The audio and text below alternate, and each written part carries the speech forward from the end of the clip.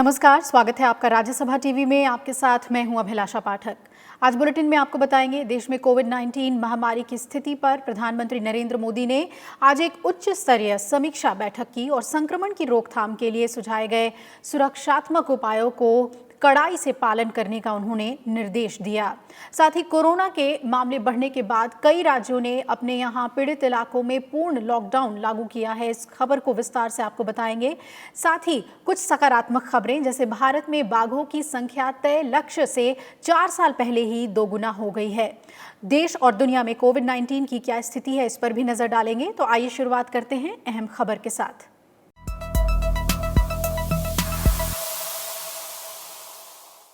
देश में कोविड-19 महामारी की स्थिति पर प्रधानमंत्री नरेंद्र मोदी ने आज एक उच्च स्तरीय समीक्षा बैठक की और संक्रमण की रोकथाम के लिए सुझाए गए सुरक्षात्मक उपायों का कड़ाई से पालन करने का प्रधानमंत्री ने निर्देश दिया। प्रधानमंत्री ने दिल्ली में कोरोना संक्रमण की स्थिति को काबू में करने के लिए उठाए गए कदमों की सराहना भी की। प्रधानमंत्री नरेंद्र मोदी ने देश के विभिन्न हिस्सों में कोविड-19 महामारी की स्थिति से निपटने के लिए राज्यों में की गई तैयारियों का शनिवार को जायजा लिया। इस दौरान प्रधानमंत्री ने निर्देश दिया कि सभी को निश्चित रूप से व्यक्तिगत स्वच्छता और सार्वजनिक स्थानों पर सामाजिक अनुशासन का पालन करने की आवश्यकता को दोहराना चाहिए। प्रधानमंत्री ने इस बात पर भी जोर दिया कि कोविड के बारे में जागरूकता का व्यापक रूप से प्रचार किया जाना चाहिए और संक्रमण के फैलाव को रोकने पर निरंतर जोर दिया जाना चाहिए। उन्होंने कहा कि इस संबंध में किसी भी प्रकार के आलस्य की कोई जगह नहीं है। प्रधानमंत्री ने राजधानी दिल्ली में महामारी की स्थिति को नियंत्रित करने में केंद्र, राज्य और स्थानीय अधिकारियों के प्रयासों की सराहना भी की।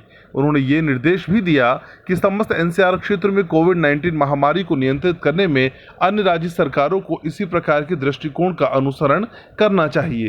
अहमदाबाद में धन्वंतरी रथ के जरिए निगरानी और घर आधारित देखभाल के सफल उदाहरण का जिक्र करते हुए ये निर्देश भी दिया कि अन्य स्थानों पर भी इसका इस्तेमाल किया जा सकता है। प्रधानमंत्री ने कोरोना से प्रभावित सभी राज्यों और उच्च टेस्ट पॉजिटिविटी वाले स्थानों को वास्तविक समय, राष्ट्रीय स्तर निगरानी और दिशा निर्देश उपलब्ध कराए जाने का निर्देश भी दिया। इस बैठक में केंद्रीय गृह मंत्री अमित शाह, केंद्रीय स्वास्थ्य मंत्री डॉक्टर हर्षवर्धन, नीति आयोग के सदस्य, कैबिनेट सचिव और विभिन्न विभागों के अधिकारी भी शामिल हुए। Bureau report, Rajya Sabha TV. देश में कोरोना वायरस संक्रमितों का आंकड़ा 8 लाख के पार पहुंच गया है। पिछले 4 दिन में औसतन 25,000 से ज्यादा मामलों के चलते 1 लाख से अधिक मामले सामने आ चुके हैं। देश में कोरोना के केस 8 लाख पहुंचने में 163 दिन लगे हैं। लेकिन राहत की बात यह है कि इस दौरान मरने वालों की दर और ग्रोथ रेट में लगातार कमी देखने को मिली है और रिकवरी रेट 62.5% से अधिक हो चुका है। पिछले 24 घंटे में 27,114 नए मामले सामने आए हैं, जबकि 467 लोगों की मौत हुई है। देश में कोरोना वायरस के कुल मामलों की संख्या बढ़कर 8,20,916 हो गई है। वहीं इस महामारी से अब तक 22,123 लोगों की जान भी जा चुकी है। कुल संक्रमण के मामलों में से 62.78% ठीक हो चुके हैं। आंकड़ों के अनुसार देश में अभी तक कोविड-19 के 5,15,385 मरीज ठीक हो चुके हैं। पिछले 24 घंटे में 19,800 से ज्यादा लोग ठीक हुए हैं। वहीं 2,83,407 एक्टिव मामले हैं। आईसीएमआर के अनुसार अब तक 1,13,00,000 से ज्यादा लोगों की कोविड-19 की जांच की गई है, जिनमें से पिछले 24 घंटे में 2,82,511 लोगों की जांच की गई। इस बीच देश में कोरोना की जांच के लिए लैब की संख्या बढ़कर 1,180 हो गई है। देश में कोरोना के मामलों की रफ्तार पर नजर डालें तो केरल में 30 जनवरी को भारत में पहले कोविड-19 मामले का पता चला था। इसके 110 दिन में 19 मई को देश में 1 लाख कोरोना के केस दर्ज किए गए। 15 दिन बाद यानी 125 दिन में 3 जून को भारत के कोरोना वायरस केस का आंकड़ा 2 लाख तक पहुंच गया। फिर 18 दिन में संक्रमण की संख्या 2 लाख से 4 लाख हो गई और 11 दिन में 4 लाख के आंकड़े को पार कर गया। 6 लाख पहुंचने में 154 दिन का समय लगा है। वहीं 6 से 8 लाख कोरोना के केस पहुंचने में 9 दिन का समय लगा है। 163 दिन में 8 लाख के पार केस पहुंच गए। देश में भले ही कोरोना के मामले लगातार बढ़ रहे हों, लेकिन ग्रोथ रेट में लगातार कमी देखने को मिल रही है। 2 लाख केस के समय ग्रोथ रेट 4.5% था, जो 8 लाख होते होते 3.4% पर आ गया। कोरोना से मरने वालों की दर भी 2.5% के करीब आ गई। 2 लाख केस के समय रिकवरी रेट 48% से ज्यादा था, जो 8 लाख होते होते 62.78% हो गया। Bureau report, Rajya Sabha TV. देश में कोरोना से रिकवरी रेट में लगातार सुधार हो रहा है। ठीक हो चुके लोगों की संख्या सक्रिय मामलों से करीब 2 गुना है। कई राज्यों में भी सक्रिय मामलों और मृत्यु दर में कमी आई है। सक्रिय मामलों में सबसे ज्यादा गिरावट तेलंगाना, दिल्ली और आंध्र प्रदेश में रही है। देश के साथ ही राज्यों में भी सक्रिय मामलों में कमी आई है। ऐसे राज्य जहां 5000 से ज्यादा कोरोना के मामले सामने आए हैं, उनमें तेलंगाना में पिछले हफ्ते के मुकाबले इस हफ्ते सक्रिय मामलों में 9% से ज्यादा कमी आई है। राज्य में 4 जुलाई को कुल मामलों में एक्टिव केस 48.79% थे, जो 11 जुलाई को घटकर 39.35% रह गए।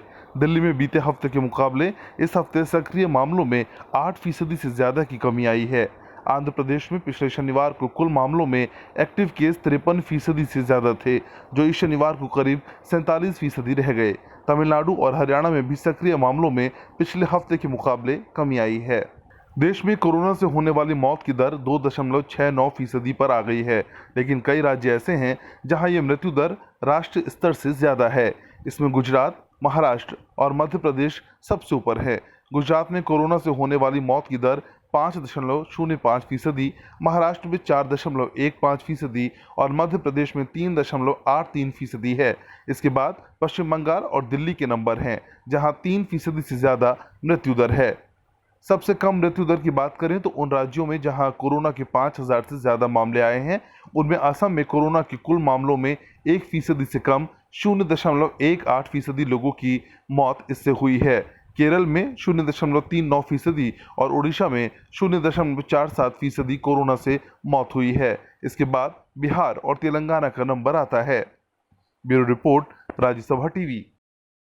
कोरोना के मामले बढ़ने के बाद कई राज्यों ने अपने यहां पीड़ित इलाकों में पूर्ण लॉकडाउन लागू किया है। उत्तर प्रदेश में 13 जुलाई सुबह 5 बजे तक लॉकडाउन लगाया गया है। बिहार की राजधानी पटना समेत 15 जिलों में लॉकडाउन लागू है और इसके अलावा असम, पश्चिम बंगाल और केरल, साथ ही ओडिशा के कई जिलों में भी लॉकडाउन है। बिहार के और 5 जिलों नालंदा, वैशाली, बेगूसराय, जमुई और गोपालगंज में फिर से लॉकडाउन लागू कर दिया गया है। इन जिलों में कोविड मरीजों की बढ़ती संख्या को देखते हुए ये फैसला लिया गया है। इन जिलों में लॉकडाउन लागू होने के बाद राजधानी पटना समेत 15 जिलों में लॉकडाउन लागू हो गया है। नालंदा, वैशाली और बेगूसराय में 6 दिनों के लिए लॉकडाउन, जबकि जमुई में ये अवधि 5 दिन की है। उत्तर प्रदेश में बढ़ते कोरोना के मामले को देखते हुए सरकार ने राज्य में 13 जुलाई सुबह 5 बजे तक लॉकडाउन लगाया है। सभी आवश्यक सेवाएं छोड़कर प्रदेश में समस्त कार्यालय, बाजार, गल्ला मंडी और व्यावसायिक प्रतिष्ठान बंद हैं। असम सरकार ने कोरोना वायरस को फैलने से रोकने के लिए गोलाघाट शहर में 8 दिन के लिए लॉकडाउन लागू किया है, जो 17 जुलाई तक लागू रहेगा। वहीं कामरूप जिले में 28 जून से 2 हफ्ते का लॉकडाउन चल रहा है। दीमा हसाओ और वेस्ट कार्बी एंगलोंग में भी लॉकडाउन लगा हुआ है। कोरोना वायरस महामारी के चलते पश्चिम बंगाल के सभी निषिद्ध क्षेत्रों में गुरुवार शाम 5 बजे से 7 दिवसीय लॉकडाउन लागू है। इसी तरह ओडिशा सरकार ने भी सभी शहरी क्षेत्रों और गंजाम के 5 ब्लॉक मुख्यालय को 5 दिनों के लिए पूरी तरह से लॉकडाउन करार दिया है। झारखंड में भी कोरोना का संक्रमण तेजी से फैल रहा है। राज्य के 2 जिलों ने सबसे ज्यादा प्रभावित इलाकों पर लॉकडाउन लगा दिया है। रामगढ़ और हजारीबाग में कंटेनमेंट जोन में पाबंदी लगाई गई है। केरल की राजधानी तिरुवनंतपुरम में लॉकडाउन को 1 सप्ताह के लिए बढ़ा दिया गया है। वहीं कंटेनमेंट जोन में लॉकडाउन की तैयारी है। मध्य प्रदेश के विशेषकर सीमावर्ती जिलों में पिछले 1 सप्ताह से कोरोना संक्रमण के नए मामले में उछाल आया है। स्थिति को देखते हुए राज्य सरकार ने हर रविवार को राज्य में पूर्ण लॉकडाउन लागू करने का फैसला किया है। महाराष्ट्र में कोरोना वायरस के बढ़ते मामलों को देखते हुए पुणे और उससे सटे पिंपरी चिंचवाड़ समेत जिले के कई अन्य हिस्सों में 10 दिनों का लॉकडाउन लागू करने की तैयारी है। ये लॉकडाउन 13 जुलाई से शुरू हो रहा है। और अब बात करते हैं कोरोना से जुड़ी वैश्विक खबरों की, जहां WHO की टीम कोविड-19 महामारी के पनपने से जुड़े सवालों के जवाब तलाशने के लिए चीन रवाना हो गई है। वहीं विश्व स्वास्थ्य संगठन के प्रमुख ने कोरोना वायरस पर लगाम कसने में सफलता हासिल करने के लिए मुंबई स्थित बड़े स्लम धारावी की तारीफ की है। तो आपको वैश्विक आंकड़ों के साथ साथ बताते हैं कि दुनिया के उन क्षेत्रों के बारे में जहां कोरोना वायरस तेजी से फैल रहा है। देखिए ये रिपोर्ट। दुनिया भर को मुश्किल में डालने वाला कोविड-19 कैसे पैदा हुआ? पूरी दुनिया को सताने वाली इस महामारी को लेकर उठ रहे सवालों के जवाब तलाशने के लिए विश्व स्वास्थ्य संगठन की टीम अब चीन की उस जगह जाएगी जहां से ये कोरोना वायरस पनपा। विश्व स्वास्थ्य संगठन की टीम में 2 एक्सपर्ट शामिल हैं जो चीन के वैज्ञानिकों के साथ मिलकर जांच की रूपरेखा तय करेंगे। विश्व स्वास्थ्य संगठन के प्रमुख ने कई देशों की तारीफ की है जिन्होंने कोरोना वायरस पर लगाम कसने में अच्छी सफलता पाई है। इन देशों में इटली, स्पेन और दक्षिण कोरिया के नाम हैं। इसके अलावा एक नाम मुंबई स्थित दुनिया के बड़े स्लम में से एक धारावी का भी है, जिसका जिक्र WHO प्रमुख टेड्रोस ने अपने संबोधन में किया और कोरोना वायरस के खिलाफ यहां चल रही कार्रवाई की तारीफ की। वहीं अमेरिका और चीन के बीच तनाव देखा जा रहा है।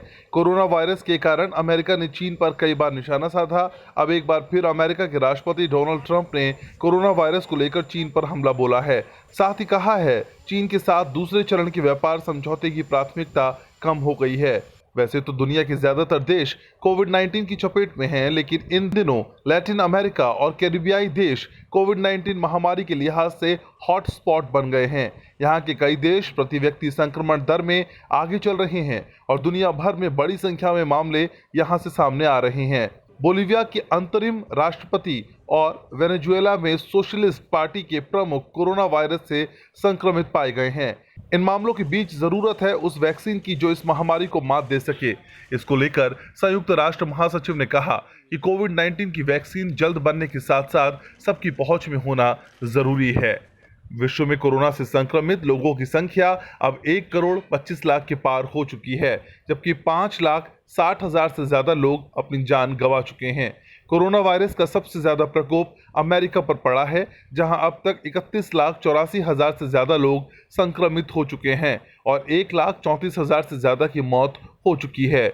वहीं दूसरे नंबर पर ब्राजील है। ब्राजील में अब तक 18 लाख से ज्यादा लोग महामारी की चपेट में आ चुके हैं। साथ ही कोरोना से मरने वालों की संख्या 70,000 को पार कर चुकी है। भारत वैश्विक आंकड़ों के लिहाज से तीसरे नंबर पर है। रूस भी कोरोना महामारी से खासा पीड़ित और वहां कोरोना संक्रमण के मामलों का आंकड़ा 7,19,000 के पार पहुंच चुका है, जबकि मरने वालों का आंकड़ा 11,000 को पार कर चुका है। Bureau report, Rajya Sabha TV. भारतीय अर्थव्यवस्था में सुधार के संकेत दिखाई देने शुरू हो गए हैं, ये कहना है भारतीय रिजर्व बैंक के गवर्नर शक्तिकांत दास का। भारतीय स्टेट बैंक की तरफ से शनिवार को आयोजित एक कॉन्क्लेव को संबोधित करते हुए उन्होंने कहा कि सरकार की तरफ से शुरू किए गए सुधार और उठाए गए दूसरे कदम भारतीय अर्थव्यवस्था को मुश्किल दौर से बाहर निकाल लेंगे। कोविड-19 को पिछले 100 सालों में सबसे बड़ा संकट बताते हुए भारतीय रिजर्व बैंक के गवर्नर शक्तिकांत दास ने कहा कि ये हमारी अर्थव्यवस्था के लिए सबसे कठिन इम्तिहान है। इस दौरान आरबीआई ने कई ऐतिहासिक कदम उठाए हैं जो फिलहाल कारगर साबित हो रहे हैं। फरवरी 2019 से मौद्रिक नीति के तहत ब्याज दरों में लगातार की गई कटौती ने बाजार का विश्वास बनाए रखा था। महामारी के बाद आरबीआई की तरफ से उठाए गए कदमों ने इस विश्वास को और पक्का किया। From February 2019 onwards, on cumulative basis, we had cut the repo rate by 135 basis points till the onset of the COVID-19. RBI governor ने कहा कि समय रहते बैंकों की सेहत सुधारने के लिए उठाए गए कदम काफी कारगर साबित हुए। इसमें बैंकों का एनपीए कम करने के प्रयास और गैर बैंकिंग वित्तीय संस्थानों को मजबूत करने के उपाय खास तौर पर बैंकिंग क्षेत्र की सेहत के लिए अच्छे रहे। The important objective of RBI's supervisory initiative has been to put in place systems and structures to identify, assess and proactively mitigate or manage the vulnerabilities among the financial institutions. During the last 1 year, based on assessment of events which had the potential to pose a threat to financial stability, the Reserve Bank has in fact reorganized its supervisory functions with an objective of establishing a holistic approach to regulation and supervision. These measures, they basically aim at effectively addressing the potential systemic risks that could arise due to possible supervisory or regulatory arbitrage. कोविड-19 के कारण अर्थव्यवस्था पर जो असर पड़ा है उसके दूरगामी परिणाम होंगे। शक्तिकांत दास के मुताबिक भारत को भविष्य की चुनौतियों के लिए तैयार रहना होगा। The economic impact of the pandemic due to lockdown and anticipated post-lockdown compression in economic growth may result in higher non-performing assets and capital erosion of the banks. A recapitalization plan for public sector banks and private sector banks has therefore become absolutely necessary. While NBFC sector as a whole may still look resilient, the redemption pressure on NBFCs and mutual funds also need close monitoring. कोविड-19 के दौरान सब कुछ बंद हो गया हो, लेकिन भारत के पेमेंट सिस्टम हमेशा खुले थे। शेयर बाजार सहित दूसरे बाजारों में कारोबार पर भी ज्यादा आंच नहीं आई।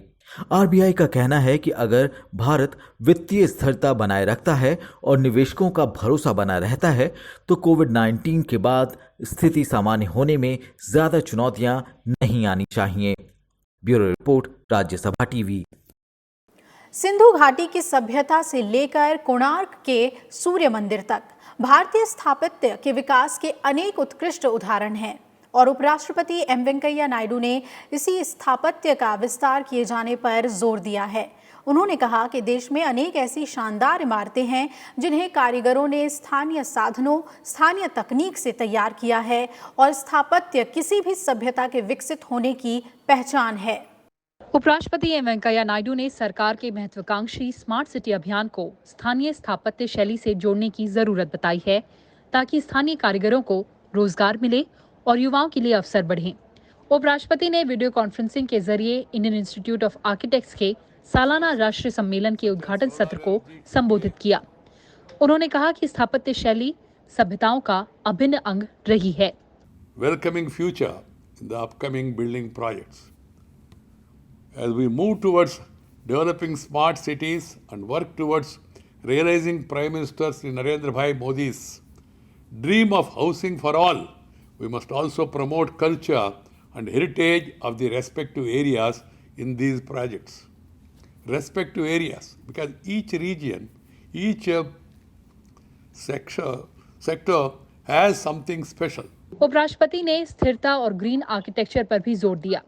उन्होंने कहा कि आने वाले समय में इमारतों के निर्माण से जुड़ी परियोजनाओं में नवकरणीय ऊर्जा को बढ़ावा देना चाहिए, साथ ही पर्यावरण की सुरक्षा से जुड़े पहलुओं का भी ध्यान रखना चाहिए। The time has come for architects and the designers to answer the challenge posed by this pandemic. The design fraternity needs to regroup and look for solutions to the problems created by the current crisis while envisioning the ways to tackle future threats.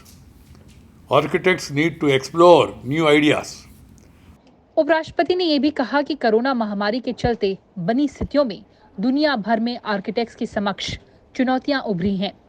उन्होंने इस तरह की चुनौतियों से निपटने और उनके कार्यक्षेत्र में गति बढ़ाने के लिए समाधान खोजने के लिए भी कहा। लीना शर्मा, राज्यसभा टीवी। ब्रिटेन में चल रहे 3 दिवसीय इंडिया ग्लोबल वीक 2020 कार्यक्रम में आज आखिरी दिन है और विदेश मंत्री डॉक्टर एस जयशंकर ने आज वीडियो कॉन्फ्रेंसिंग के जरिए कार्यक्रम को संबोधित किया और एक बेहतर नई दुनिया को आकार देने में भारत की भूमिका पर बात की। What's just happened is that we've agreed on the need to disengage because the troops on both sides are very close to it, deployed very close to each other. So there is a disengagement and a de-escalation sort of process which has been agreed upon. It has just commenced. It's very much work in progress. So I think at this point, I really wouldn't like to say more than that. Corona virus महामारी के बीच मौजूदा राजनीतिक और आर्थिक हालात पर चर्चा के लिए कांग्रेस पार्टी ने आज बैठक की। कांग्रेस अध्यक्ष सोनिया गांधी ने वीडियो कॉन्फ्रेंस के जरिए इस बैठक को संबोधित किया। बैठक में पार्टी के सभी लोकसभा सांसद शामिल हुए थे। लोकसभा में इस वक्त कांग्रेस पार्टी के 52 सांसद हैं। बैठक में देश की वर्तमान राजनीतिक परिस्थिति, कोरोना संकट और संसद के अगले सत्र में उठाए जाने वाले मुद्दों पर भी चर्चा की गई। वैश्विक महामारी कोरोना वायरस के चलते सुप्रीम कोर्ट ने न्यायिक प्रक्रियाओं में तकनीक का अधिक इस्तेमाल करने का फैसला किया है। इसके तहत सुप्रीम कोर्ट ने निर्देश दिया है कि अब अदालत समन और नोटिस जारी करने के लिए व्हाट्सएप, ईमेल, फैक्स और इंस्टेंट मैसेजिंग ऐप का इस्तेमाल करे। कोरोना वायरस की वजह से लागू हुए लॉकडाउन के कारण अब अधिकतर काम डिजिटल हो चला है। सुप्रीम कोर्ट ने भी इस दौरान वीडियो कॉन्फ्रेंसिंग के जरिए कई मामलों की सुनवाई की। सुप्रीम कोर्ट ने कहा कि हमारे ध्यान में लाया गया है कि नोटिस, समन आदि के लिए पोस्ट ऑफिस जाना संभव नहीं है। इन्हें व्हाट्सएप, ईमेल, फैक्स और इंस्टेंट मैसेजिंग ऐप के जरिए भी भेजा जा सकता है। कोर्ट ने कहा है कि 2 ब्लू टिक का मतलब ये मान लिया जाएगा कि रिसीवर ने नोटिस देख लिया है। ये निर्देश कोविड-19 की वजह से हाईकोर्ट और ट्रिब्यूनल कोर्ट में याचिका दायर करने के समय सीमा बढ़ाए जाने के मामले की सुनवाई के दौरान आया। जानकारों को मानना है कि इससे कोर्ट में तेजी भी देखने को मिलेगी। Bureau report, Rajya Sabha TV. केंद्र सरकार सभी किसानों को लगातार बेहतर सुविधाएं देने का प्रयास कर रही है। कोविड-19 के दौरान भी इसी दिशा में काम करते हुए कृषि, सहकारिता और किसान कल्याण विभाग ने किसानों और कृषि गतिविधियों को सहूलियत देने के लिए कई कदम उठाए हैं, जिसके परिणाम स्वरूप खरीफ फसलों के अंतर्गत बुआई के कवरेज क्षेत्र में संतोषजनक प्रगति हुई है। केंद्र सरकार सभी किसानों को लगातार बेहतर सुविधाएं देने का प्रयास कर रही है। कोविड-19 के दौरान भी सभी दिशा में काम करते हुए कृषि, सहकारिता और किसान कल्याण विभाग ने किसानों और कृषि गतिविधियों को सहूलियत देने के लिए कदम उठाए हैं, जिसके परिणाम स्वरूप खरीफ फसलों के अंतर्गत बुआई के कवरेज क्षेत्र में संतोषजनक प्रगति हुई है। मॉनसून के वक्त पर दस्तक और अभी तक औसत से ज्यादा बारिश के चलते देश भर में खरीफ फसलों का रकबा पिछले साल से 44% बढ़कर 580 लाख हेक्टेयर हो गया है। बीते साल की तुलना में दालों की बुआई क्षेत्र 2.5 गुना बढ़ा है। वहीं तिलहन के रकबे में भी खासी बढ़ोतरी हुई है। चावल, मोटे अनाज और कपास का बुआई क्षेत्र भी बढ़ा है। ग्रीष्मकालीन चावल का बुआई कवरेज क्षेत्र इस साल अब तक करीब 120.77 लाख हेक्टेयर है, जबकि पिछले साल की समान अवधि में ये 95.73 लाख हेक्टेयर रहा था। दलहन का बुआई कवरेज क्षेत्र इस वर्ष अभी तक करीब 64.25 लाख हेक्टेयर है, जबकि पिछले साल की समान अवधि में ये 24.49 लाख हेक्टेयर रहा था। वहीं तिलहन का बुआई कवरेज क्षेत्र इस साल अब तक करीब 139.37 लाख हेक्टेयर है, जबकि पिछले साल की समान अवधि में ये 75.27 लाख हेक्टेयर रहा था। आज विश्व जनसंख्या दिवस है। दुनिया भर में बढ़ती जनसंख्या के प्रति लोगों को जागरूक करने के लिए हर साल 11 जुलाई को विश्व जनसंख्या दिवस मनाया जाता है। भारत, चीन समेत कई विकासशील देशों के लिए बढ़ती जनसंख्या हमेशा से चिंता का विषय रहा है। भारत, चीन समेत कई विकासशील देशों के लिए बढ़ती जनसंख्या हमेशा से चिंता का विषय रहा है। इस बार जनसंख्या दिवस कोरोना काल के बीच आया है। आपको बता दें कि दुनिया की जनसंख्या 11 जुलाई 1989 को 5 अरब होने के बाद ये बात समझी जाने लगी कि जनसंख्या बड़ी समस्या का रूप ले सकती है, जिसके बाद संयुक्त राष्ट्र ने इस दिन को विश्व जनसंख्या दिवस घोषित किया था। इस साल का विषय दुनिया भर में महिलाओं और लड़कियों के स्वास्थ्य और अधिकारों की सुरक्षा पर आधारित है। संयुक्त राष्ट्र ने कहा है कि महामारी के दौरान पूरे विश्व का स्वास्थ्य तंत्र इस परिस्थिति से उभरने के लिए जूझ रहा है, जिसके कारण परिवार नियोजन, मानसिक और प्रजनन स्वास्थ्य से जुड़े अधिकार जैसे मुद्दे हाशिए पर चले गए हैं। कोरोना महामारी के दौरान भी महिलाएं बहुत प्रभावित हुई हैं, जिसे देखते हुए संयुक्त राष्ट्र ने कोविड के दौरान महिलाओं और लड़कियों की खास जरूरतों और अधिकारों पर ध्यान केंद्रित करने की बात पर जोर दिया है। भारत में बाघों की संख्या तय लक्ष्य से 4 साल पहले ही 2 गुना हो गई है। अखिल भारतीय बाघ आकलन के सर्वे में ये बात सामने आई है, जिसके परिणाम प्रधानमंत्री नरेंद्र मोदी ने पिछले वर्ष वैश्विक बाघ दिवस के अवसर पर घोषित किए थे। बाघों पर किए गए दुनिया के सबसे बड़े कैमरा ट्रैप वन्य जीव सर्वेक्षण को गिनीज वर्ल्ड रिकॉर्ड में दर्ज किया गया है। सर्वे में पाया गया है कि देश में फिलहाल 2,967 बाघ हैं, जो पूरी दुनिया का 75% हैं। 2010 में भारत ने सेंट पीटर्सबर्ग में बाघों की संख्या 2022 तक दोगुनी करने का लक्ष्य तय किया था। इसके लिए अखिल भारतीय बाघ आकलन ने 1,21,337 वर्ग किलोमीटर में सर्वे किया। इसमें 141 साइटों के 26,838 स्थानों की अलग-अलग लोकेशन पर कैमरे लगाए गए, जिनके जरिए वन्य जीवों के 3,48 लाख से ज्यादा फोटो लिए गए।